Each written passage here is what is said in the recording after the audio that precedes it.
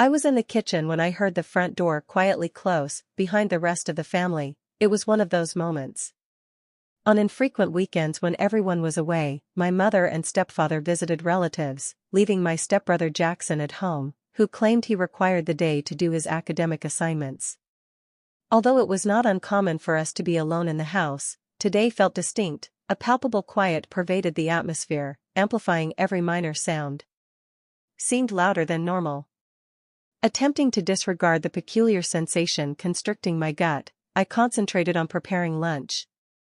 Jackson had been exhibiting increased emotional distance recently. We were never very close, but since his parents' marriage, this distance had intensified. Several years ago, an unarticulated tension consistently existed between us. Upon completing the vegetable cutting, I heard him descending the stairs. His footsteps were measured and intentional, as if he were lost in contemplation. He emerged in the doorway and nonchalantly leaned against the frame, observing me. He greeted, "Hello, Elena." His tone was nonchalant, yet there was an underlying quality. I was unable to fully comprehend his voice. "What are you creating?" he inquired, maintaining a steady stare. I simply responded with pasta. My tone desires illumination. Although he appeared confident in his response, he did not drift away as was his custom. Instead, he maintained a steady focus upon me, exhibiting an inscrutable face. I sensed his eyes, tracking my movements. In the vicinity of the kitchen, it induced a sense of mild discomfort. "Is everything satisfactory?" I inquired. As I turned to confront him squarely, I observed the same expression in his eyes, one I had recognized in recent weeks, but had never summoned the courage to inquire about. Why did he respond with a little smirk, despite the seriousness in his eyes? "You appear somewhat tense," I responded, attempting to maintain a nonchalant demeanor while redirecting my attention to the meal. However, he abruptly approached the counter, positioning himself uncomfortably near. Proximate, the aroma of his perfume was invigorating and overwhelming in the confined area. Between us, you are aware that he initiated his vocalization. The volume is reduced slightly, it is merely the two of us present. Today he halted, and I refrained from making eye contact. His focus, devoid of parental presence or distractions, suppressed my accelerating heartbeat, acknowledging my previous statement while attempting to maintain my composure. The strain in my tone was unmistakable, despite my steady demeanor, creating a palpable atmosphere between us. It seemed dense and weighty. I switched off the burner and commenced serving the food. However, I noticed my hands were quivering slightly, afraid of the outcome, and a part of me was reluctant to discover it, while another half was intrigued. One of which I was not fully proud was inquisitive. Jackson extended his hand and grabbed my arm. The slightest contact elicited an unforeseen jolt within me, causing this to tense up. "What is your current status?" I requested 50%. Attempting to alleviate the escalating tension, I made a jest. However, instead of retreating, Jackson pushed closer. "Closer, I have been contemplating you frequently of late," he mumbled, his voice scarcely audible. The words resonated above a whisper, laden with unarticulated connotations, and I abruptly sensed my pulse accelerate as I started to comprehend. Location of this potential occurrence: am I not responding verbally to Jackson? Quivering sufficiently to reveal my discomfort, his eyes dimmed marginally, and for a brief instant, I was uncertain. His forthcoming intentions were unclear, yet he maintained a subtle, nearly impish smile. "Only the two of us are present," on his lips. "What is the disadvantage of conversing?" However, his expression indicated that he was not genuinely contemplating mere conversation, eliciting a surge of discomfort within me. I stepped back, increasing the distance. Suddenly this kitchen appeared diminished, nearly claustrophobic, and the distance between us was electrified by his words. Although it appeared casual, an underlying darkness permeated the conversation, leaving me with the sensation of standing at the precipice of an unidentified entity communicating. "Correct?" I responded, endeavoring to restore some semblance of control. At that time, I compelled a laugh, however, even I could discern its instability. "What specific topic would you like to discuss?" Regarding Jackson, there was a glimmer in his eyes.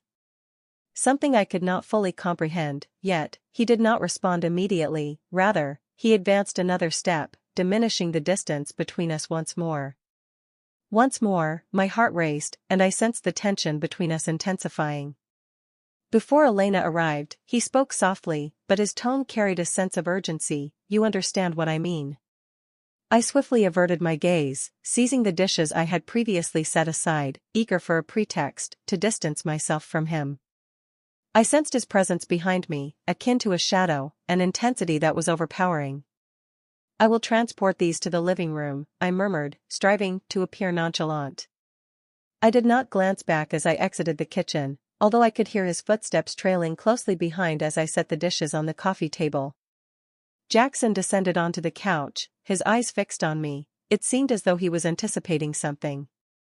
For an unspecified purpose, although I was uncertain of what it entailed, I positioned myself at the far end of the couch, maintaining a safe distance. The television was on, however, I was not observing it.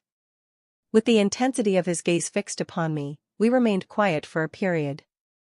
Could perceive the subtle ticking of the wall. Each second on the clock elongates excruciatingly. The tension between us persisted for an extended period. Implicitly, yet unmistakably, "Do you ever contemplate how our circumstances would differ if we were not kin?" Jackson inquired, abruptly disrupting the silence. His voice was subdued, nearly tentative, as though he questioned the appropriateness of his words. My stomach sank. This was a breach of boundaries. None of us had adequately prepared to address a question of this nature. That was the expected response. "It is an unusual inquiry." I responded, attempting to deflect, but my voice sounded weaker than I had anticipated. I filled my plate despite my diminished appetite, my gaze wandering as my mind replayed the recent events. Does he relax while leaning forward, his gaze fixed on mine? We are not biologically related. You are merely my stepsister. A tenuous reasoning rendered his statements seemingly reasonable, however, it failed to evoke a sense of correctness. I eventually met his gaze, and the intensity inside it immobilized me. This was not a fleeting moment, he was not jesting, this transcended mere brother banter. His seriousness unsettled me more than I was willing to acknowledge. "Jackson, we cannot," I began, but he interjected, his tone kind, almost imploring. "Why not?" he inquired, inclining closer. "Closer, who will discern that we are not engaging in any wrongdoing? We are merely revisiting that term," as he attempted to obscure his true sentiments, which lingered weightily between us. I shook my head. "Gradually, it is inconsequential, we are kin. Regardless of your preferences, this," I pointed between us, my voice faltering, "this cannot occur." He remained silent.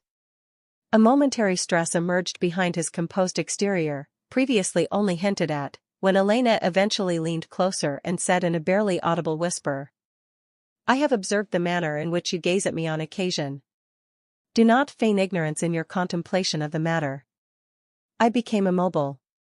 His words resonated more profoundly than I had anticipated, as I subconsciously recognized their inherent truth. Fleeting moments of suppressed thoughts, previously dismissed, now laid bare and vulnerable between us. "Stop," I said, my voice little above a whisper. I was uncertain whether I was instructing him to cease or attempting to suppress my own thoughts. However, he did not cease. He extended his hand, gradually, making contact.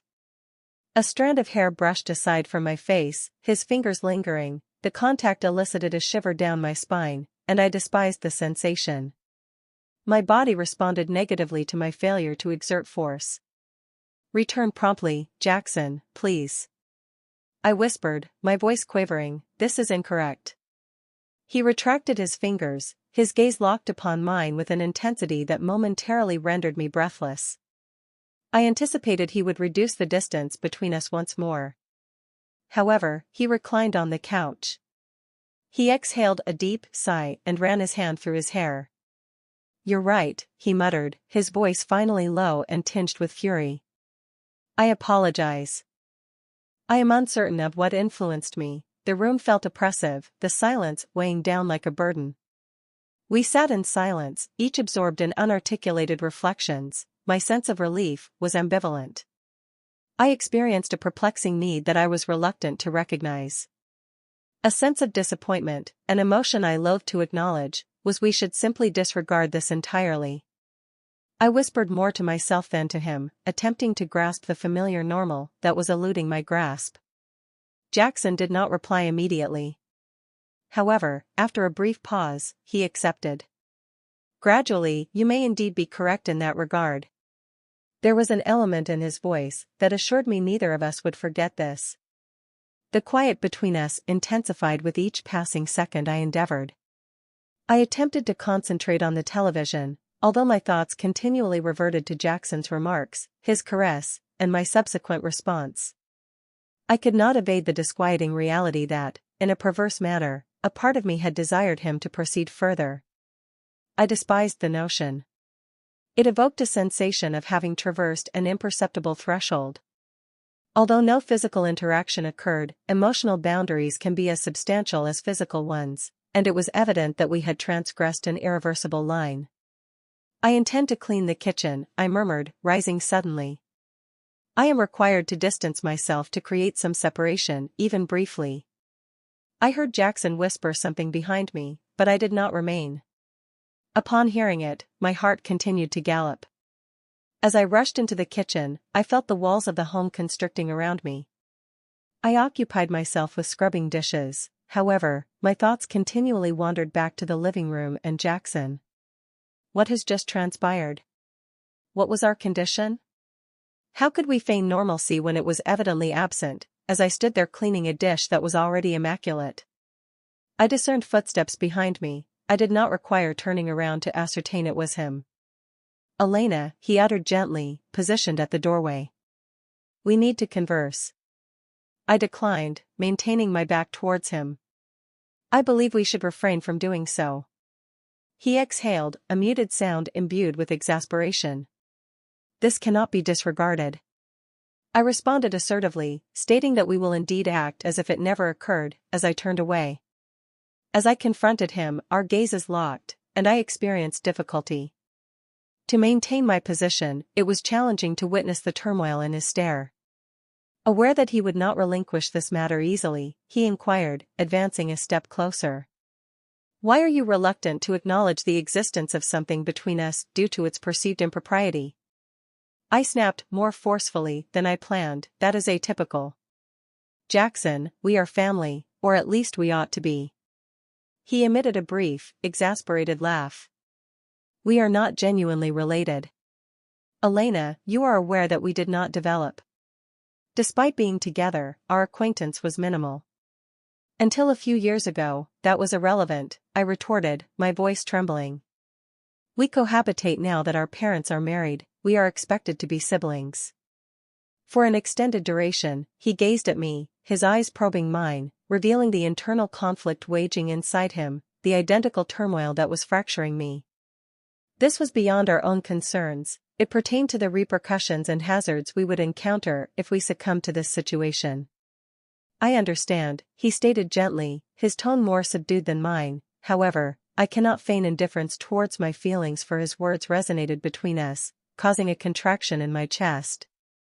This was precisely what I had dreaded, acknowledging there was a perilous element between us, not alone due to its implications for our relationship, but also because once articulated, there would be no retraction. We cannot proceed.